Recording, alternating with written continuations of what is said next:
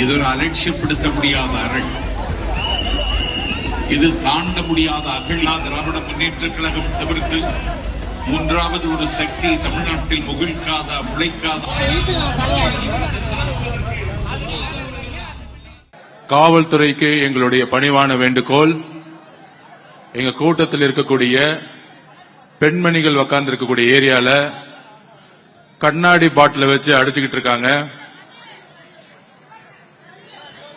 Coming soda bottle கண்ணாடி பாட்டில வச்சு அடிச்சுக்கிட்டு இருக்காங்க. தூள் பாட்டில உடைச்சு தூள் அடிச்சு ஒரு பெண்மணியோட ஷோல்டர் அடிச்சிருக்காங்க.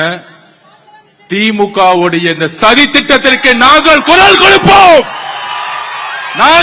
கொடுப்போம். காவல்துறை இதை கடுமையாக இப்பொழுதே கண்டிக்கிறோம். இல்ல இதே இடத்துல நாங்க உட்காருவோம், கிளம்ப மாட்டோம். என்ன அராஜகம் நடந்துகிட்டு இருக்கு? கண்ணாடி பாட்டில் வச்சு அடிக்கிறதா ஜனநாயகமா? திரு மு.க. ஸ்டாலின் சார், நிப்பாட்டி எல்லாத்தையும் நிப்பாட்டி. இப்பயே எவ்வளவுதான் அடிப்பீங்க நாங்க பொறுமையா இருந்துகிட்டு இருக்கோம். திருப்பி அடிச்சா தாங்க மாட்டீங்க சொல்லிட்டேன் நானு. திருப்பி அடிச்சு தாங்க மாட்டீங்க. நாங்க பொறுமையா இருந்துகிட்டு இருக்கோம்.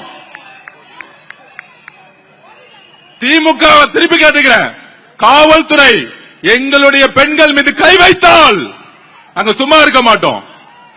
கண்ணாடி பாட்டில உடைச்சு எரிஞ்சது யார்? இந்த நைட்டை கைது செய்யணும், இப்பவே கைது செய்யணும். இல்லை என்றால் அதை வச்சா இங்கே உட்கார்ந்துட்டு இருப்பேன். எங்களுக்கு நியாயம் கிடைக்கல, இங்கே உட்காருவோம். எவ்வளவு பொறுமையா இருக்கிறது?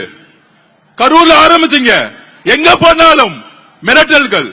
இன்னைக்கு கண்ணாடி பாட்டில வச்சு எங்களுடைய பெண்கள் மேல அடிக்கிறீங்க. இதுக்கு பதில் சொல்லவில்லை என்றால், இதுக்கு தீர்வில்லை என்றால் நாங்கள் கைது செய்தாலும் நாங்க இங்கதான் உட்கார போறோம். இப்ப நம்ம உட்காருவோம், இங்கே உட்காருவோம்.